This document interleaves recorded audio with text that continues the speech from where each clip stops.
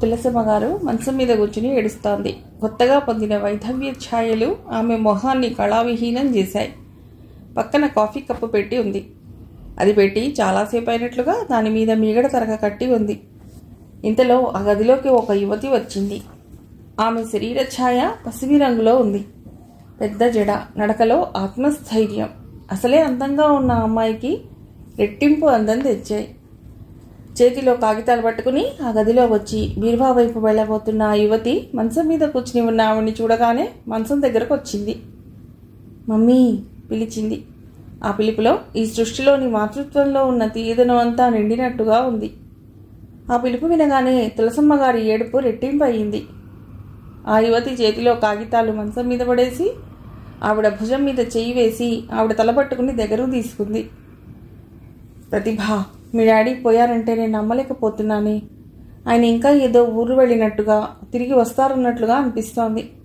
నేను ఇది భరించలేకపోతున్నాను. నాకు పిచ్చెక్కుతుందేమో అనిపిస్తోంది.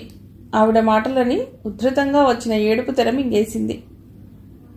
ప్రతిభ ఎడమ చేత్తో ఆవిడ మెడ చుట్టూ పెనవేసి ఆవిడని మరింత దగ్గరకు లాక్కుంది. కుడి చేత్తో తల మీద నిమరసాగింది. తండ్రి ప్రసక్తి రాగానే ఆ అమ్మాయి కళ్లల్లో గిర్రున నీళ్లు తిరిగాయి. కానీ బలవంతంగా వాటిని నిగ్రహించుకుంది. మమ్మీ, నువ్వు ధైర్యం తెచ్చుకోవాలి అంది. ఎంతో ప్రయత్నిస్తున్నాను, కానీ నా వల్ల కావటం లేదు. నీ పెళ్లి ఆగిపోవటం, ఆయన పోవటం ఈ గుండెల్లో మంట మండిస్తున్నాయి. నాకేం చేయాలో తోచడం లేదు. పిచ్చెక్కిపోతోంది. మమ్మీ ప్లీజ్, నువ్వు నీ గురించి ఆలోచించు. మిగతా ఆలోచనలన్నీ వదిలేసేయి. నీకోసమే బతుకుతున్నాను. లేకపోతే ఇంత విషం మింగి చచ్చి ఉండేదాన్ని. అందరూ పెళ్లి ఎందుకు ఆగిపోయిందని అడుగుతుంటే మమ్మీ, ఆ విషయం ఎత్తవద్దన్నానా? ఆవిడ తలెత్తింది. మనం ఎత్తాం, కానీ లోకం. ఇందాక కూడా గిరిగారు ఫోన్ చేసి పెళ్లి ఎందుకు ఆగిపోయిందని అడుగుతుంటే వాళ్ళకి బుద్ధి లేదు. ప్రతిభ పళ్ళ బిగువన అనుకుంది.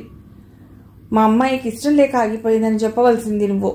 చూడు మమ్మీ, నేను నీకు చెప్పవలసినంతటి దాన్ని కాదు. జరిగిందేదో జరిగిపోయింది. నువ్వేగా ఏనాడు ఏది మన చేతుల్లో లేదు, అంతా ఆ దేవుడి దయ అంటావు. ఇది కూడా అంతే అనుకో. నా వల్ల కావటం లేదమ్మా, నా వల్ల అస్సలు కావటం లేదు. ఆవిడ ఏడవసాగింది. ఇంతలో అక్కడికి వదినా అంటూ ఒక ఆవిడ వచ్చింది. ఆవిడకి సుమారు తులసమ్మ గారి వయస్సే ఉంది. ఆవిడ తులసమ్మ గారు ఏడవటం చూసి బుగ్గర వేలుంచుకుని, ఏమిటి మళ్ళీ మొదలెట్టావా నువ్వు అంది. చూడత్తయ్య, ఇంత చెప్పినా వినటం లేదు నిస్సహాయంగా అంది ప్రతిభ. ఆవిడ వచ్చి మంచం మీద తులసమ్మ గారి పక్కన కూర్చుని ఆవిడ చెయ్యి తన చేతిలోకి తీసుకుంటూ, నేను ఇంత కంఠశోషపడి చెప్పిందంతా గాల్లో పోయిందన్నమాట. ఎంత ధైర్యం తెచ్చుకుందామన్నా నా వల్ల కావటం లేదు సుందరం అంది తులసమ్మ. నువ్వెంత ఏడ్చినా పోయిన అన్నయ్య తిరిగి రాడు. బాధలు పట్టం ఎవరి వల్ల మాత్రం అవుతుంది? మొండిగా ఇక తిరగాలి అంతే. నన్ను చూడు, ఎంత మొండిదాన్నో. నీకైతే అన్నయ్యని భగవంతుడు ఎత్తుకుపోయాడు. నా కర్మేమిటి చెప్పు? ఆయన సలక్షణంగా బతికి ఉండి కూడా నాకు దూరం అయ్యారు. ఇంట్లోంచి చెప్పకుండా వెళ్ళిపోయి 10 ఏళ్ళు అయ్యింది. పెద్ద కొడుకు చేతికి ఎదిగి గొడుగులా నీడ ఇవ్వాల్సిన వాడు యాక్సిడెంట్లో చచ్చిపోయాడు. మిగతా వాళ్ళకి ఆధారం లేదు. అయినా నేను బతుకుతున్నానా లేదా? ఇది భరించడం నా వల్ల మాత్రం అవుతుందా? ఆయన ఇంట్లోంచి పోయిన కొత్తలో ఆ బాధ భరించలేక 2 సార్లు బావి దగ్గరికి వెళ్ళాను దూకుదామని. కానీ ఛీ అనుకున్నాను. ఎందుకు? నా పిల్లల కోసం. వాళ్ళేమైపోతారనుకున్నాను. నీకు అన్నయ్య పోయారనే దిగులు తప్ప ఇంకేం బాధలున్నాయి చెప్పు? తినటానికి డబ్బుంది, ఉండటానికి ఇల్లుంది. నీ కూతురు అన్ని విషయాలు చూసుకోగల సమర్థురాలు. ఆవిడ తులసమ్మని ప్రతిభ చేతుల్లోంచి తీసుకుంది. ఇదేమిటి, కాఫీ తాగనే లేదా? ప్రతిభ, ఇది చల్లారిపోయినట్లుంది, వెళ్ళి ఇంకో కప్పు తీసుకునిరా అమ్మా అంది. అలాగే అత్తయ్య. ప్రతిభ పెడుతుంటే సుందరమ్మ వెనక నుంచి కేకబెట్టింది. ఇదిగో ప్రతిభ, ఆ చేత్తో ఇంకో కప్పు నాకు కూడా తీసిరామ్మా. తెస్తా అత్తయ్య. ప్రతిభ వెళ్ళిపోయింది. ప్రతిభ కనుమరుగవ్వగానే సుందరమ్మ కంఠం తగ్గించి, వదినా, నువ్వు ప్రతిభ సంగతి ఆలోచించవేమిటి?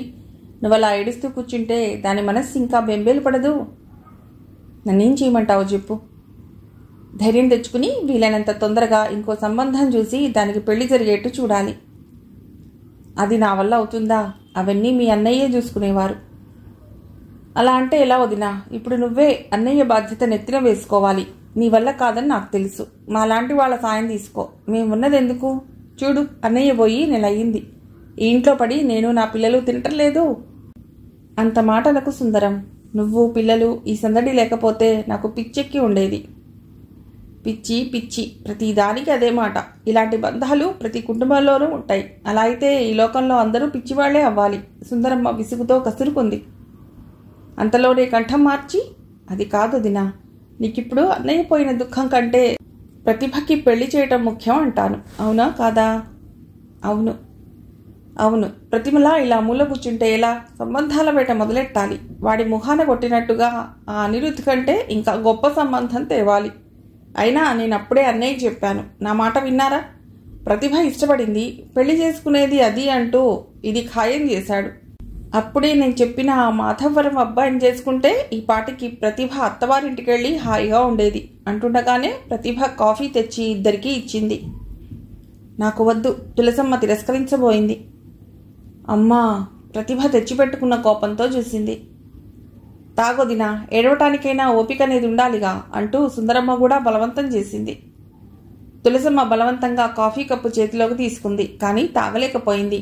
ఆవిడ జీవితం అంతా భర్త చెప్పినట్టు వినటం, తూచా తప్పకుండా ఆచరించడంతోనే గడిచిపోయింది. లేచిన తర్వాత ప్రతి పనికి ఆయన సలహా సంప్రదింపులు కావాల్సిందే. ఉదయం భోజనంలోకి ఏ కూర చేయాలో, సాంబార్లో ఏం కూరగాయలు వేయాలో అన్నీ ఆయన అడిగే చేసేది. ఈ ఇల్లు కట్టుకున్నా అంతా ఆయన ఆలోచనే. ఎవరైనా బంధువులు భోజనానికి కానీ పెళ్లిళ్ళకి కానీ పిలిస్తే వెళ్లాలో వద్దో నిర్ణయించేది ఆయనే. భర్త కూతురిని సంప్రదించేవాడు. డబ్బు దశకం విషయం కూతురికే చెప్పేవాడు. అవన్నీ తెలుసుకోవాలని ఆవిడికి తాపత్రయం కూడా ఉండేది కాదు. భర్త కూతురు ఈ ఇద్దరి వెంట నీడలా ఉండేది. అలాంటిది భర్త హఠాత్తుగా పోవటం ఆవిడకి కాలు చెయ్యి ఆడనట్టుగా, ఏం చేయాలో పాలుపోనట్టుగా ఉంది. ఈ జీవితం ఎలా గడుస్తుంది అనే చింతన కంటే ఈ పిల్ల పెళ్లి ఎలా అవుతుంది అనే దిగులే ఆవిడ్ని కుంగదీయసాగింది. నువ్వేం భయపడకమ్మా, నా గురించి దిగులు పడకు అని ప్రతిభ చెప్పినా ఆవిడ వినదు.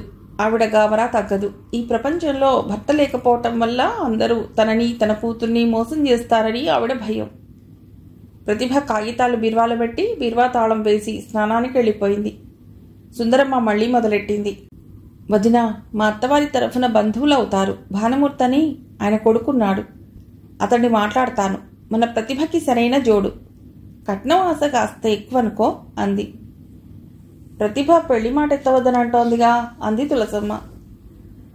అది అలాగే అంటుంది. పెళ్లి ఆగిపోయిందనే అవమానం, అందులో తను ఇష్టపడి తండ్రి చేత ఒప్పించిన ఆ అనిరుద్ధ్ మోసం చేశాడయ్యే, అది కాస్తా కూస్తా బాధన. దానికి మంది ఇదే అనుకో, ఇంకో కుర్రవాడిని చూసి పెళ్లి చేసేయటమే. ప్రతిభని ఒప్పించటం సాధ్యమా? ఒప్పుకోకేం చేస్తుంది? నువ్వు పట్టుబడితే సరి, లేకపోతే చచ్చిపోతానని బెదిరించు. నువ్వు ఆ పిల్లవాడిని చూపించు చూద్దాం అంది తులసమ్మ. ఇంతలో రాజీ పరిగెత్తుకొచ్చింది. అమ్మా, అత్తయ్య కోసం వచ్చారే అంది. సుందరమ్మ లేచి వెళ్ళింది. హాల్లో ఇద్దరు పెద్ద మనుషులున్నారు. మేము ఇన్సూరెన్స్ కంపెనీ నుండి వచ్చాం అన్నారు వాళ్ళు. సుందరమ్మ లోపలికొచ్చి వదిన గారికి చెప్పింది. అవేం నాకు తెలియవు, ప్రతిభని రాని అంది. ఇంతలో ప్రతిభ రానే వచ్చింది. ఏమిటత్తయ్యా అంది. ఇన్సూరెన్స్ కంపెనీ నుండి ఎవరో వచ్చారే అమ్మా. ప్రతిభ హాల్లోకి వెళ్ళింది. సుందరమ్మ తులసమ్మ భుజం మీద చేయి వేసి చెప్పింది. వదినా, ప్రతిభ ఎంతైనా ఆడపిల్ల, పరాయి ఇంటికి వెళ్లేది. నీ మగపిల్లవాడు కాదు. నీ డబ్బు వ్యవహారం అప్పచెప్పటానికి ఆ విషయాలన్నీ నువ్వు చూసుకోవటం మంచిది. నా వల్ల కాదని చెప్పానుగా సుందరం. నీ వల్ల కాకపోతే సాయం చేయటానికి మాలాంటి వాళ్ళ ఉన్నావుగా. అమ్మాయి చూసుకోకపోతే చెప్తాలే. ప్రతిభ ఎందుకు చూసుకోలేదు? చదువుకున్నది, తెలివిగలది. నిజం చెప్పాలంటే వాళ్ళ నాన్నకంటే కూడా వ్యవహారాలు బాగా చక్కబెట్టగలదు. ఆ తెలివే నీకు బాధ కలిగిస్తుంది. డబ్బు విషయం వస్తే పిల్లలు కూడా పరాయి వాళ్ళు అవుతారు. తులసమ్మ భయంగా చూసింది. అసలే భర్త పోయి తికమక పడుతున్న ఆవిడకి సుందరమ్మ మాటలు ఇంకా అయోమయం తెప్పించాయి. తనకేం తెలియదు అన్న ఒక్క విషయమే ఆవిడ నమ్ముతోంది. హాల్లో ప్రతిభ వచ్చిన వ్యక్తులతో కూర్చుని కాగితాల మీద సంతకాలు పెడుతోంది. అంత క్రితం రోజు కూడా నాన్నగారు నాతో మాట్లాడారమ్మా. పెళ్లికి రాకపోతే నాతో మాట్లాడనని బెదిరించారు. మాకు మా అన్న కొడుకు పెళ్లి ఉంటే నేను వెళ్ళలేదు అన్నాడాయన. ప్రతిభ అంటూ వింటోంది. ఎవరు వచ్చినా తండ్రి ప్రసక్తి వస్తుంది. తండ్రి మరణం ప్రసక్తి, దానికి కారణమైన తన ఆగిపోయిన పెళ్లి. ప్రతిభ ఈ పరిస్థితిని ఎదుర్కోవటానికి ఎంతో శక్తి కూడా తీసుకోవాల్సి వస్తోంది. ఎందుకంటే తన పెళ్లి గురించి తండ్రి ఎన్ని కలలు కన్నాడు. మరీ 2 ఏళ్ల నుండి నిత్యం జీవితంలో వచ్చిన వారితో అది తరచుగా దొర్లే సంభాషణ అయిపోయింది. మా ప్రతిభకి పెళ్ళైతే నాకు ఇక బాధ్యత లేదు. మా ప్రతిభకి పిల్లలు పుడితే వాళ్లతో ఆడుకోవటమే ఇక నా పని. మేం పెద్దవాళ్ళమయ్యాం. ప్రతిభ నీడలో గడపడమే మాకు మిగిలిన జీవితం. ప్రతిభ నాకు ఒక్కతే కూతురు. ప్రతిభకు కాబోయే భర్త నాకు కొడుకులేని లోటు తీరుస్తాడు. ఈ మాటలు వచ్చిన వాళ్ళు గుర్తు చేస్తుంటే ప్రతిభ గుండెల్లో శూలాలు పెట్టి గుచ్చినట్లే ఉంది. ఆ బాధకి తట్టుకుని అది బయటపడకుండా నవ్వుతూ ఉండటం చాలా కష్టంగా ఉంది. ఏ పెళ్లి కోసం తండ్రి కలలు కన్నాడో, ఏ పెళ్లి తన జీవితంలో ఒక అత్యంత అందమైన అతి ముఖ్యమైన సంఘటన అనుకున్నాడో అదే ఆయన ప్రాణాలు బలిగొన్నది. తన పెళ్లి ఆయనకు నిశ్చింత కావాల్సింది ఆయన పాలిట మృత్యుకోరలయ్యింది. ప్రతిభ కళ్ళు నీటి చిలమలుగా తయారవుతున్నాయి. వాటిని నిగ్రహించుకుంటూ వంచిన తల ఎత్తకుండా సంతకాలు జాగ్రత్తగా చేస్తున్నా కోపంతో కాగితాల వంకే చూస్తోంది. ఇంతలో ఫోన్ మోగింది. 1 నిమిషం ప్రతిభ వాళ్ళకి చెప్పి లేచి వెళ్ళి ఫోన్ తీసింది. హలో హలో ప్రతిభ. అవతలి కంఠం చాలా ఉత్తేజంగా, బాధగా, ఆనందంగా. ప్రతిభ కంఠస్వరాన్ని కౌగిలించుకోవటానికి ముందుకొస్తున్నట్లుగా ఉంది. ప్రతిభ 1 నిమిషం నిశ్చేష్టురాలయ్యింది. ప్రతిభ, నేను అనిరుద్ధిని. ప్రతిభ నిటారుగా అయింది. అతడు అవతల నుంచి త్వరగా చెప్పాడు. ప్రతిభ, నేను నీతో మాట్లాడాలి. ఎప్పుడు, ఎక్కడ? నాతో మాట్లాడనని మాత్రం అనొద్దు ప్లీజ్. ఒక్కసారి కలిసి నేను చెప్పేది విను. ప్రతిభ ముఖం ఎర్రబడింది. ముక్కుపుటాలు అదరసాగాయి. ప్రతిభ, నాకు తెలుసు నువ్వెలా ఉన్నావు. ప్రతిభ అతడి వాక్యాన్ని సగంలో తెంపివేసినట్టుగా ఫోన్ పెట్టేసింది. 1 నిమిషం అక్కడే శిల్పంలా అచేతనంగా నిలబడింది. ఫోన్ 1 నిమిషం బిత్రపోయినట్లు నిశ్శబ్దంగా ఉండి మళ్లీ వెంటనే గడగడా మోగసాగింది. ప్రతిభ అది పట్టించుకున్నట్టు వెనక్కి తిరిగొచ్చింది. సీనో సీనో కేక పెట్టి పిలిచింది. 10 సంవత్సరాల కుర్రవాడు పరిగెత్తుకుంటూ వచ్చాడు. ఫోన్ తీసి నేను ఇంట్లో లేనని చెప్పి పెట్టేయి అంది. సీను తలూపి ఫోన్ వైపు వెళ్ళాడు. ప్రతిభ వచ్చి కూర్చుని సంతకాలు పెట్టసాగింది. సీను ఫోన్ తీసి అమ్మాయి గారు లేరండి అని చెప్పి పెట్టేశాడు. ప్రతిభ సంతకాలు పెడుతోంది. ఆ ముఖం పైకి ప్రశాంతంగా ఉంది. కానీ లోపల ఆవేశం, అవమానం ఉత్తుంగ తరంగాల్లా ఎగిసిపడుతున్నాయి. మీ నాన్నగారు అంటూ వచ్చిన వాళ్ళు ఏదో చెప్తున్నారు. నేను వినలేను. దయోంచి త్వరగా ఇక్కడి నుంచి వెళ్ళిపోండి. ప్రతిభకి అరిచి చెప్పాలనిపిస్తోంది. కానీ మౌనంగా, యాంత్రికంగా వాళ్ళు చెప్పినవి వింటోంది. అసలు నువ్వు ముందే ప్రతిభకి ఎందుకు చెప్పలేదురా? మురళి నిలదీసినట్టుగా అడిగాడు. మురళి టేబుల్ దగ్గర చేతులు కట్టుకుని నిలబడ్డాడు. అక్కడకు కొద్ది దూరంలో ఉన్న కుర్చీలో అనిరుద్ధ్ కూర్చుని ఉన్నాడు. చెప్పానుగా, టైం లేకపోయింది. ఇలా వస్తుందని అనుకోలేదు. పెళ్లి ఆగిపోతుందని అనుకున్నాను. ప్రతిభకి తర్వాత నచ్చజెపితే నన్ను మన్నించి తండ్రిని ఒప్పిస్తుందని అనుకున్నాను. ఆ అవకాశం కూడా లేకుండా పోయింది. ప్రతిభ తండ్రి పోవటంతో ఆ మార్గమే ముసుగుపోయింది. ప్రతిభ బహుశా ఇక జన్మలో నన్ను క్షమించదేమో. విన్నావుగా ప్రతిభ చెప్పమన్న మాటలు. తన పట్ల నీకు ఏ కాస్త విలువున్నా నిన్ను తక్షణం ఈ ఊరు నుండి వెళ్ళిపోమంది. తనే వెళ్ళిపోయేదిట. కానీ తల్లి ఈ ఇల్లు వదిలి ఎక్కడికి రానని అంటోంది. అనిరుద్ధ్ కిందికి చూస్తూ కూర్చుండిపోయాడు. మురళి చేతులు వెనక్కి కట్టుకుని అటూ ఇటూ తిరుగుతూ పచార్లు చేయసాగాడు. అసలు నేను మీ ఇద్దరికి ఒకరికి ఒకరిని ఎందుకు పరిచయం చేశానా అని బాధపడుతున్నాను. నేను పరిచయం చేయకపోతే మీ ఇద్దరూ ఒకరంటే ఒకరు ఇష్టపడేవారు కాదు. ఈ పెళ్లి మాటలు వచ్చేవి కాదు. ఈ విషాదం ఉండేది కాదు. మురళి అనిరుద్ధ్ దగ్గరగా వచ్చాడు. అరే, నువ్వు నా ఫ్రెండ్ అని చెప్పుకోవటానికి గర్వపడేవాడిరా, ఛాతీ మీద చేత్తో చరుచుకుంటూ అన్నాడు. ఎంత గర్వపడేవాడినో ఇప్పుడు అంత సిగ్గుపడుతున్నాను. ఎక్కడికి వెళ్ళినా ఇదే మాట. చచ్చ, తలెత్తుకోలేకపోతున్నాను. నువ్వు అతడు ఫ్రెండ్స్ కదా, నీకు తెలియని వ్యవహారాలు అతడికి ఏముంటాయి అంటూ నన్ను నిలదీస్తున్నారా? నేనేం చెప్పను? ఒరే, నీకు దండం పెడతా. కనీసం నాకైనా చెప్పరా అసలేం జరిగిందో?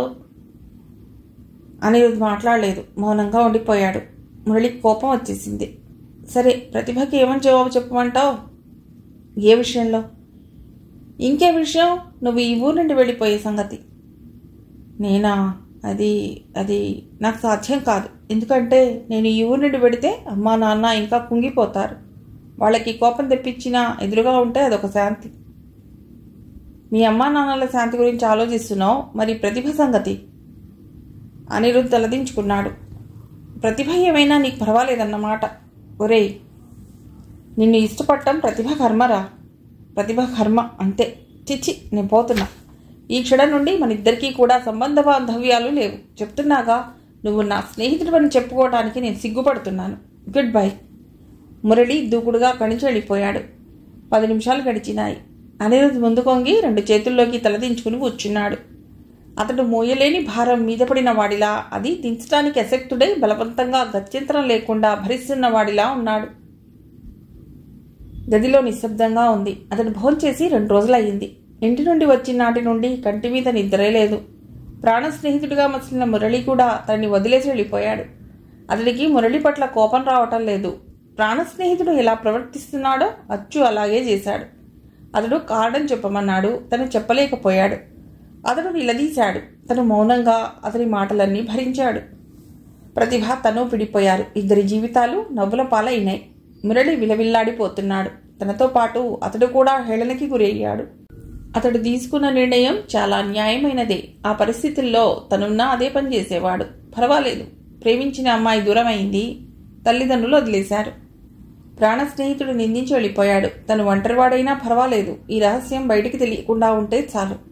తను సరైన పనే చేశాడు. తనకి ఏది అత్యంత విలువైనదో దాన్ని కాపాడుకున్నాడు. ప్రతిభ దూరమైందా, తను వేరే స్త్రీని ఇక కన్నెత్తి చూడడు. మురళి విడిపోయాడా, పోనీ తనకు స్నేహితుల అవసరమే లేదు. తల్లిదండ్రులు వెలివేశారా, వెయ్యరు. ఏ నాటికైనా తెలిస్తే బాధపడవలసింది వాళ్లే, తను కాదు. మురళి మెల్లిగా అడుగులో అడుగు వేసుకుంటూ నడుస్తున్నట్టుగా లోపలికొచ్చాడు. అతడు కొద్దిసేపటి క్రితం ఎంత దూకుడుగా వెళ్లాడో అంత నమ్రతగా తిరిగి వచ్చాడు. అతడి మొహంలో పశ్చాత్తాపం కనిపిస్తోంది. మురళి దగ్గరగా వచ్చి కుర్చీలో కుంగిపోయినట్లుగా చేతుల్లోకి తలదించుకుని కూర్చుని ఉన్న అనిరుద్ తల మీద చేయి వేశాడు. అర్ను, ఐఎమ్ సారీ. నువ్వు నా స్నేహితుడు అని చెప్పుకోవడానికి సిగ్గుపడుతున్నాను అన్నాను. I'm really sorry. నేనే నీ స్నేహితుడని చెప్పుకోవడానికి సిగ్గుపడాలి. ఎందుకంటే జరగరానిదేదో జరిగింది. నువ్వు చెప్పటం లేదంటే ఏదో బలమైన కారణం ఉంది. నువ్వు దీనివల్ల ఎంత బాధ అనుభవిస్తున్నావు. నిజమైన స్నేహితుడంటే బాధలో, ఒంటరితనంలో తోడుగా నిలబడాలి. నేనేం చేశాను? నాకు నువ్వు చెప్పలేదు అనే కోపంతో, అహంతో నిన్ను వదిలేయటానికి సిద్ధమైనాను. అది కాదు నేను చేయవలసింది. ఈ సమయంలో నీకు మరింత దగ్గరగా ఉండాలి. అది నిజమైన స్నేహం కదూ? అనిరుద్ తన భుజం మీద పడిన మురళి చెయ్యందుకున్నాడు. అవును అన్నట్టు తల ఊపాడు. లే, నువ్వు భోంచేసినట్టు లేదు, హోటల్కి పోదాం పదా అన్నాడు మురళి. అనిరుద్ తలెత్తి చూశాడు. మురళి నవ్వాడు. అనిరుద్కి కొండంత బలం వచ్చినట్లు అయింది. ఈ ప్రపంచంలో తనకి ఒక స్నేహితుడున్నాడు. అతడు ఏం చెప్పకపోయినా అర్థం చేసుకోగలడు. ఇది ఎంత అదృష్టం. సమీర ఆఖరి పరీక్ష రాసి కాలేజీ ఆవరణ దాటి బయటికి వస్తోంది. గేటు వరకు రాగానే వెనక్కి తిరిగి కళ్ళారా మనస్సారా ఆ కాలేజీ భవనాన్ని, దాని ముందున్న విశాలమైన ఆవరణని చచ్చిపోయేటంత వరకు మరుపురాని జ్ఞాపకంలా మనసులో మిగిలిపోవాలన్నట్లుగా తమకంగా చూసింది. సమీర గాఢంగా ఊపిరి తీసుకుని వదిలింది. అయిపోయింది. ఇక ఈ ప్రదేశానికి తనకి రుణం తీరిపోయింది. ఆఖరి పరీక్ష రాసేసింది. ఇక ఈ కాలేజీకి తనకి సంబంధం లేదు. మనిషి జీవితంలో ఈ చదువుకునే సమయం సువర్ణాధ్యాయం అని ఏ మహానుభావుడన్నాడో గాని అది అక్షరాలా నిజం. ఇంట్లో ఎలాంటి బాధలున్నా, మనసులో ఎలాంటి దివుళ్లున్నా ఈ ఆవరణలో అడుగుపెట్టగానే సర్వం మర్చిపోయి ఈ లోకంలో పడిపోతామని తనే కాదు తన ఫ్రెండ్స్ అంతా అంటారు. ఈ కాస్త సుఖము తీరిపోయింది. ఈ క్షణం నుండి ఈ ఆవరణతో తన అనుబంధం తీరిపోయింది. ఈ గేటు దాటి బయట అడుగుపెట్టినప్పటి నుండి ఇది గతానికి సంబంధించిన ఒక మధుర స్మృతి మాత్రమే. సమీర గేట్ దాటి బయటికి వచ్చి మళ్లీ తిరిగి చూసింది. ఆ తర్వాత ఆత్మీయుల్ని వదిలి బహుదూరం వెళ్లే ప్రయాణికురాల్లా రోడ్డు పక్కగా నడవసాగింది. బస్సు వచ్చింది. కానీ సమీరకి బస్సు ఎక్క బుద్ధి కాలేదు. ఇలా చాలా దూరం కాలినడకన అలసిపోయేంత వరకు, కాళ్లు పీక్కుపోయి అడుగు ముందుకు పట్టం చేత కాని అశక్తితో వచ్చేటంత వరకు నడిచి వెళ్లాలనిపిస్తోంది. సమీర కళ్లలో తడి ఊరటం ప్రారంభించింది. అందరూ పరీక్షలైపోతే పెద్ద బాధ నుండి విముక్తి లభించినట్టు కొండంత సంతోషం పొందుతారు. సినిమాలకి వెళ్ళటం, ఊళ్ళకి ప్రయాణాలు అంటూ రెక్కలు వచ్చిన పక్షుల్లా స్వేచ్ఛ దొరికినట్టు ఎగిరిపోవటానికి సంబరపడతారు. తన పరిస్థితి అందుకు పూర్తిగా విరుద్ధం. గుడ్డల మీద మోయలేని బరువు వచ్చి పడుతున్నట్లుగా చెప్పుకోలేని బాధ. ఎందుకంటే ఈ పరీక్షలు ఎప్పుడైపోతాయా అని తల్లి కాచుకుని కూర్చుంది. ఆవిడకి తన ఇంటర్లో అడుగుపెట్టినప్పటి నుండి తనకి ఎప్పుడెప్పుడు పెళ్లి చేసి అత్తవారింటికి పంపిద్దామా అన్న తపన. దీనికి తోడు ఆ యశోదమ్మ ఒక్కతే దొరికింది. ఆవిడ చెల్లెలి కొడుకు బాలసుబ్రహ్మణ్యం మెడికల్ రిప్రజెంటేటివ్ చేస్తున్నట. అతడికి పెళ్లి కావాల్సి ఉందిట. సరస్వతమ్మ కావలసిన స్నేహితురాలు కాబట్టి కానీ కట్నం లేకుండా మా సుబ్బికి ఒప్పిస్తానని వాగ్దానం చేసింది. కానీ కట్నం లేకుండా అనే మాట సరస్వతమ్మ గారి మీద మంత్రంలా పనిచేసింది. ఆవిడకి ఆ క్షణంలో యశోదమ్మ సాక్షాత్తు తనని ఆదుకోవటానికి దిగివచ్చిన ఆ కృష్ణ పరమాత్ముడే అనిపించింది. ఆవిడ్ని అప్పటి నుంచి వదిన అంటూ ఆప్యాయంగా పిలవటం ప్రారంభించింది. రోజు ఇంట్లో సాయంత్రం వేళ కూర చేయకపోయినా ఆవిడ కోసం కూర సాంబారు చేయసాగింది. పైపులో నీళ్లు రాక ఇబ్బంది పడుతున్నా ఆవిడ సాయంత్రం స్నానం కోసం పక్కింటి బావి నుండి నీళ్లు బిందెతో మోసుకొచ్చేది. ఆవిడని సినిమాలకు తీసుకువెళ్లేది. అసలే ఇద్దరూ ఊళ్ళో వాళ్ల మీద చెప్పుకోవటంలో స్నేహితులు. ఈ సంబంధంతో మరీ ఆప్తమిత్రులైపోయారు. మా సమీర అత్తవారింటికి వెళ్ళిపోతే నాకు మాత్రం ఎవరున్నారు? నా కొడుకు క్షణం ఇంట్లో ఉండడు యశోదా, నువ్వొచ్చి నా దగ్గరే ఉండవచ్చు అని చెప్పేసింది. సమీరకి ఈ సంభాషణ వింటుంటే ఒళ్ళు మండిపోయేది. సరస్వతమ్మ గారు ఈ సంవత్సరమే పెళ్లి చేస్తానని, సమీర చదువు ఆపేస్తానని చెప్పేసింది. సమీర తల్లికి ఎదురు తిరిగింది. చేసుకోరని దెబ్బలాడింది. నీ చదువు అయ్యే వరకు అతడు కాచుకుని కూర్చుంటాడా? ఉండకపోతే పోని, అతడు కాకపోతే ఇంకొకడు అంది సమీర. ఈ మాట వినగానే తల్లి నడుం మీద చేతులుంచుకుని వెటకారంగా చూసింది. అతడు కాకపోతే ఇంకొకడు ఎంత తేలిగ్గా చెప్పావమ్మా? ఆవిడ కళ్ళెగరేస్తూ, అక్కడ 100 మంది నీకోసం కూర్చుని ఎదురుచూపులు చూస్తున్నారు. నువ్వు వెళ్ళి స్వయంవరం చేసి మాల వేసి భర్తను తెచ్చుకుందువు గాని.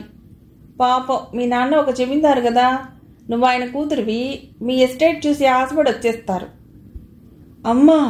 సమీర కోపంగా అరిచింది. ఆవిడ ఎప్పుడూ అంతే. సమీర తండ్రి పోలి కానీ చామల ఛాయగా ఉంటుందని ఎత్తిపొడుస్తూ ఉంటుంది. ఈ కాపురం ఇలా నిలబడింది అంటే నా తెలివితేటలే, ఇరుగు పొరుగుతో నాకున్న మంచితనమే అనుకుంటుంది. ఆ అతిశయం ఆవిడ చేష్టల్లో మాటల్లో ఎల్లవేళలా ప్రతిధ్వనిస్తూనే ఉంటుంది. చిన్నతనంలో అయితే సమీరకి ఉడుకుమొత్తనంతో ఏడుపొచ్చేసేది. కిందపడి కాళ్ళు బాదుకుంటూ ఏడ్చేది. క్రమంగా వయసు వస్తున్న కొద్దీ అది మారిపోయింది. తల్లి ఏం మాట్లాడుతుందో అర్థం తెలియని వ్యక్తిని చూసినట్లు చూస్తుంది. సమీరకి పెళ్లి చేయడం చాలా కష్టమని సరస్వతమ్మ గారి అభిప్రాయం.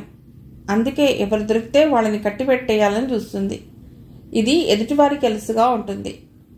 నా గురించి మాట్లాడకు, నాకు ఇష్టం ఉండదు అని సమీర అంటే ఆవిడ అంతెత్తున ఎగిరిపడినట్లు చూసి, నీ ఇష్టం ఎవరికి కావాలే?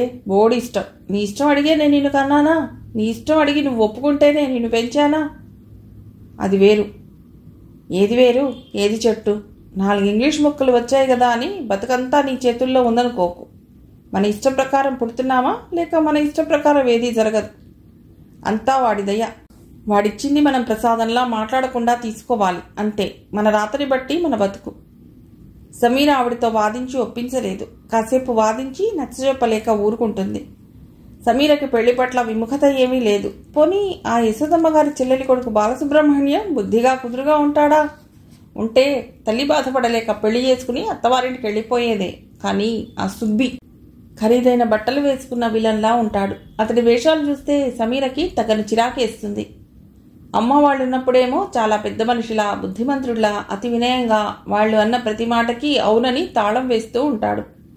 వాళ్ళు కాస్త కనుమరుగైతే చాలు అతడి చూపులే మారిపోతాయి. అతడి నోరు ఏ సినిమా కబుర్లో చెప్తూ ఉంటే కళ్ళు సమీర శరీరం అంతా తడుపుతున్నట్లుగా చూస్తుంటాయి. అనవసరంగా కాళ్ళు చేతులు తగిలించటం, ఏదో నెపంతో మీద పడటం లాంటివి చేస్తాడు. సమీరకి ఇతడు ద్వంద్వ వేషాలు వేసే పెద్ద మనిషి అని తెలిసిపోయింది. అతడి ధోరణి నచ్చలేదమ్మా అంటే తల్లి ఎందుకు నచ్చలేదని స్నేహపూర్వకంగా గాని ఆత్మీయంగా గాని అడగదు. ఏమై ఉంటుంది అసలు? అది కనిపెట్టాలని చూడదు. ఈ మాట వినగానే కంఠం తారాస్థాయిలోకి వాల్యూమ్ పెంచేసి, అసలు నీకెవరు నచ్చుతారు? ఆ వెధవ పుస్తకాలు చదివి ఏ రాజకుమారుడో నీకోసం అలా గుర్రం మీద నుండి వంగి చెయ్యందించి నిన్ను ఎగరేసుకుపోతాడని అనుకుంటావు. గొప్ప అందగత్తెవి గదూ, నా కర్మగాలి నా కడుపున పుట్టావు. గాని ఆవిడ సమీరకి తనకి మధ్య ఏ చిన్న చిరాకొచ్చినా ఆ పుస్తకాలే కారణం అంటుంది. వాటిని దుయ్యబడుతుంది. ఆవిడకి చదువు రాదు. పక్కింటి వనజాక్షి గారమ్మాయి క్రిస్టియన్ అబ్బాయిని చేసుకుంది. ఆవిడ తన కూతురు మంచిదేనని, ఆ విధవ పుస్తకాలే ఇంత కొంప ముంచినాయని వాపోతుంటే సరస్వతమ్మ సానుభూతి చూపించి ఇంటికొచ్చి సమీర చదివే ఆ పుస్తకాలని బద్ధ శత్రువుల్ని చూసినట్టు చూస్తుంది. సమీర ఏం మాట్లాడినా అవే కారణం అంటుంది.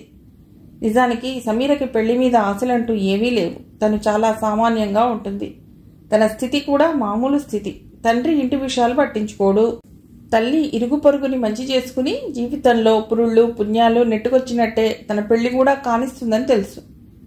సమీరకు పెళ్లి పట్ల ఎలాంటి కమ్మటి కలలు లేవు కాబట్టే పెళ్లికి తొందర పడదు. చదువుకుని ఈ లోపల ఏదైనా చిన్న ఉద్యోగం చేయాలని, తన కాళ్ల మీద తాను నిలబడాలని ఆశ. ఉద్యోగం చేసే ఆడపిల్లని భర్త ఎంతైనా చిన్నచూపు చూడలేడని సమీర నమ్మకం.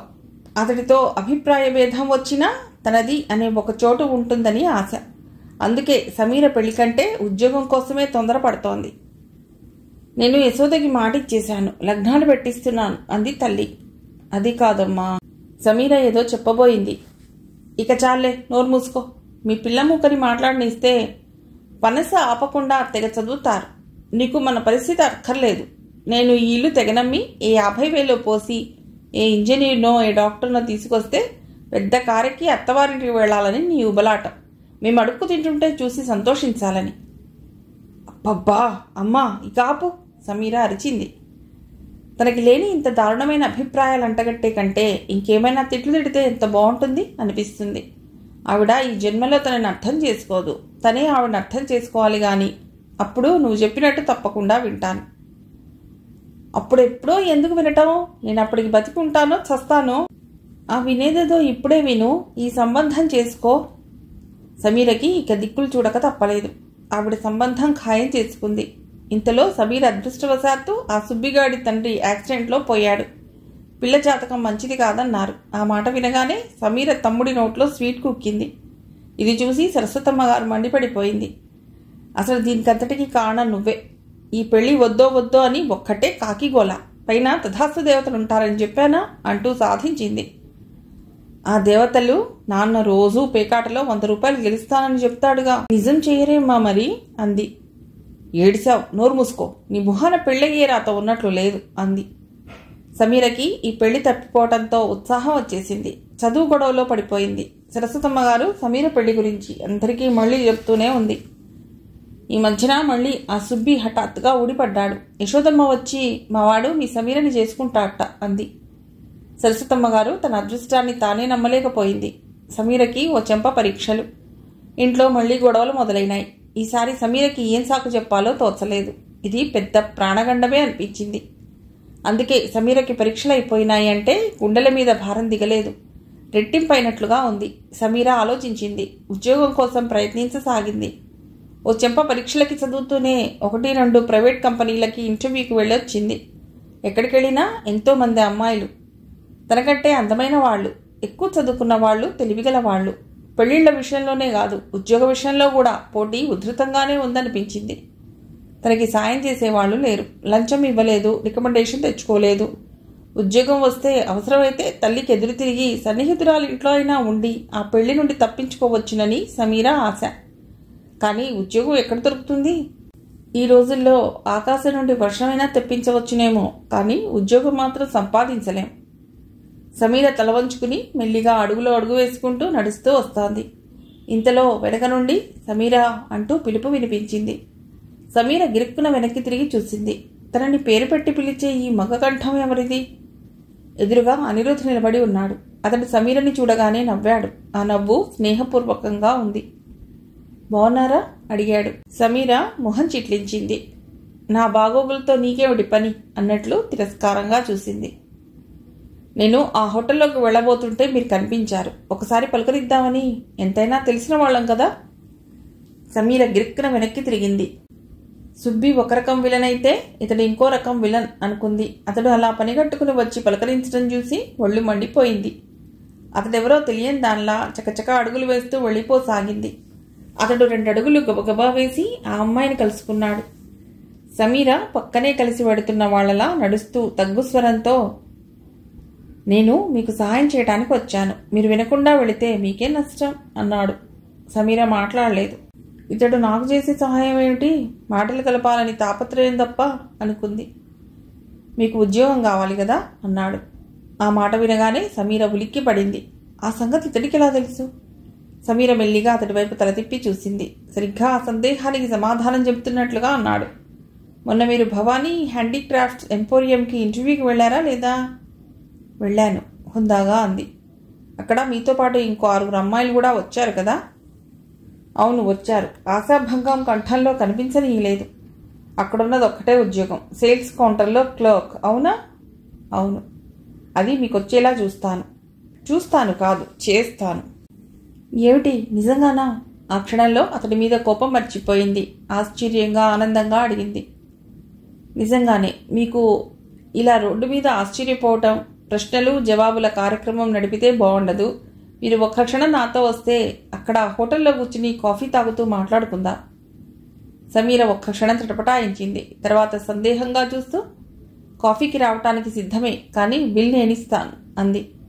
అతడు సమీరని క్షణంలో సగంసేపు నిశ్చితంగా చూశాడు. తర్వాత ఓకే, నాకు అభ్యంతరం లేదు, మీరు వచ్చి నా మాట వింటే చాలు అన్నాడు దారి తీస్తూ. సమీర అతడితో కలిసి నడిచింది.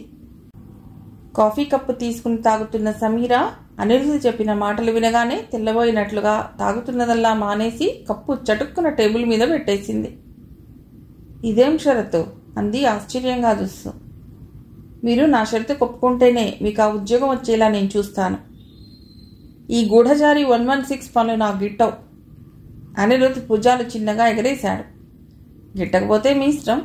మీకు ఈ ఉద్యోగం కావాలంటేనే ఒప్పుకోండి. నెలకి 400 జీతం, బస్ పాస్ ఇస్తారు. ఏడాదికి 1 నెల జీతం బోనస్. ఒక 10 రోజులు ఊరు వెళ్ళటానికి సెలవే కాకుండా ఖర్చులు కూడా భరిస్తారు. అక్కడ ఉద్యోగం దొరకడమే కష్టం. సమీర మాట్లాడలేదు. నిటారుగా కూర్చుని అతడి వైపే చూస్తోంది. అతడు నచ్చజెప్తున్నట్లుగా అన్నాడు.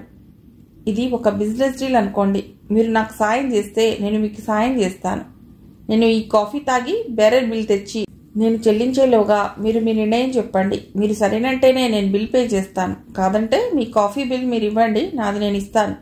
ఎవరి దోవన మారిపోదాం. అతడు చెప్పదలుచుకున్నది చెప్పేసినట్టుగా నింపాదిగా కాఫీ తాగుతూ చేతిలో ఉన్న టైం మ్యాగజైన్ తిరగవేయి సాగాడు. సమీర కాఫీ తాగలేదు. టేబుల్ అంచుని పరీక్షగా చూస్తూ కింద పెదవి నములుతూ ఆలోచనగా ఉండిపోయింది. ఇదెక్కడి షర్తు? ఇలాంటిది తనెప్పుడూ ఎక్కడా వినలేదే. అతడు ఉద్యోగం ఇప్పిస్తానంటే సంతోషపడింది. అతడి చెడ్డతనం గురించి ఆలోచించటం మానేసింది. సుబ్బిని మెడకి మైలురాయిలా కట్టుకునే ప్రమాదం తప్పిపోతుంది కదా అని మనస్సు తేలికపడింది. కానీ ఈ పెద్ద మనిషి అంతకంటే పెద్ద గుదిబండని తన మెడకి తగిలిస్తానని అంటున్నాడు. అందుకిష్టపడితేనే ఆ ఉద్యోగం తనకు వస్తుంది. అనిరుద్ధ్ తనకి ఈ ఉద్యోగం వచ్చేటట్టు చేస్తా అట్ట. ఆ షాపు వాళ్ళు అతడికి క్లోజ్ ఫ్రెండ్సేనట. ఉద్యోగం తనకి వచ్చేసినట్టేనట. కానీ ఒక్క షరతు. తను అతని కుటుంబానికి దగ్గరగా ఉండాలట. అతడి చెల్లెలు లక్ష్మితో స్నేహం చేయాలట. ఆ లక్ష్మికి తను ఇచ్చే డబ్బు తను అప్పిస్తున్నట్టుగా ఇచ్చి వారి అవసరాలకి ఆదుకోవాలట. అతడి తల్లిదండ్రుల గురించి, చెల్లెలి గురించి ఎప్పటికప్పుడు తనకి సమాచారం అందివ్వాలట. సమీరకి ఇది విన్న వెంటనే ఒళ్ళు మండింది. అతడు తనని ఉపయోగించుకోవటానికి సాయం చేస్తున్నాడని తెలిసింది. ఆవేశం వచ్చింది. వెంటనే బ్యాగ్ తీసుకుని వెళ్ళిపోబోయింది. అతడు వారించాడు. ఒక్క నిమిషం ఆగండి, కాఫీకి ఆర్డర్ ఇచ్చాను. మీరు అలా వెళ్ళిపోతే సిల్లీగా ఉంటుంది. మీకు ఇష్టం లేకపోతే సరే, కాఫీ తాగి వెళ్ళిపోండి అన్నాడు. సమీర కూర్చుంది. అతడికి అవమానం కలిగేలా ప్రవర్తించాలని సమీరకేమీ కోరికగా లేదు. ఇద్దరూ కొద్దిసేపు చాలా సీరియస్గా, అతడు పైన సీలింగ్ రంగుని పరీక్ష చేస్తూ, ఆమె టేబుల్ మీద వేసిన గుడ్డ నాణ్యాన్ని పరీక్షించటానికి వచ్చినట్లుగాను మౌనంగా కూర్చుండిపోయారు. కొద్దిసేపు అయిన తర్వాత సమీర తలెత్తి సిబిఐ స్పెషల్ ఆఫీసర్లా చూస్తూ, అసలు నాకు ఈ ఉద్యోగం కావాలని మీకెలా తెలుసు అంది. మిమ్మల్ని ఇంటర్వ్యూ చేసిన అతడు నా ఫ్రెండే. అప్పుడు నేను అక్కడే ఉన్నాను. అక్కడ ఆడపిల్లలతో కలిసి వారినే పరీక్షగా చూస్తూ ఆదుర్దాగా ఉన్న మీరు నన్ను గమనించలేదు. మీరు కూర్చున్న బెంచి పక్క నుండి లోపలికి వెడుతూ మిమ్మల్ని చూశాను. నా ఫ్రెండ్ మీ పేరుని పిలవగానే నేను లేచి అవతల గదిలోకి వెళ్ళాను. సమీర ఈసారి పైకి చూడసాగింది. అతడు టైం చూసుకున్నాడు. కాస్త ఆగి సమీర మళ్ళీ అడిగింది, ఆ ఉద్యోగం నాకు అవసరమని ఎలా అనుకుంటున్నారు? మీరు చదువుకుంటున్నారని తెలుసు. ఇంటర్వ్యూలకి పరీక్షల కోసం చదివే ఆడపిల్లలు సరదాగా వెళ్ళరు కదా. మీరు పరీక్షలకి చదువుతూ కూడా వచ్చారంటే అది అవసరమై ఉంటుందని అనుకుంటాను. నాకు ఉద్యోగం చాలా అవసరమే. నాకు మీరు ఈ చిన్న సాయం చేస్తే మీకు ఆ ఉద్యోగం సులభంగా దొరుకుతుంది. నేను అడిగేదేమంత కష్టం? మా లక్ష్మితో కాస్త స్నేహం చేయాలన్నాను, అంతేగా. అవసరం కోసం స్నేహాలు చేయటం నాకు రాదు.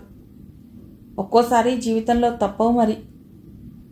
మీ లక్ష్మి నాకు బాగా తెలియదు. ఆ మాటే నేను అనుకుంటున్నాను.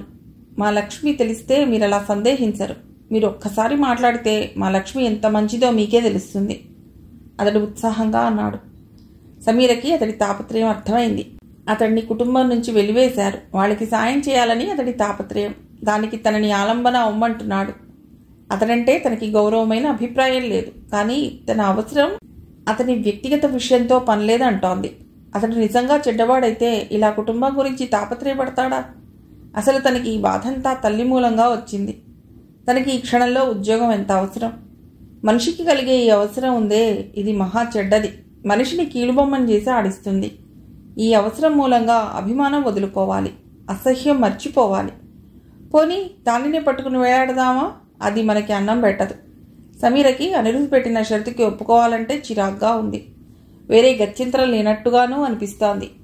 ఆ సుబ్బుకి శాశ్వతంగా బందీ అయ్యే కంటే ఈ చెడ్డవాడిగా కనిపించే అనిరుద్ధ్కి సాయం చేయటమే మంచిదేమో. కాఫీ రావడం కాస్త ఆలస్యం అయింది.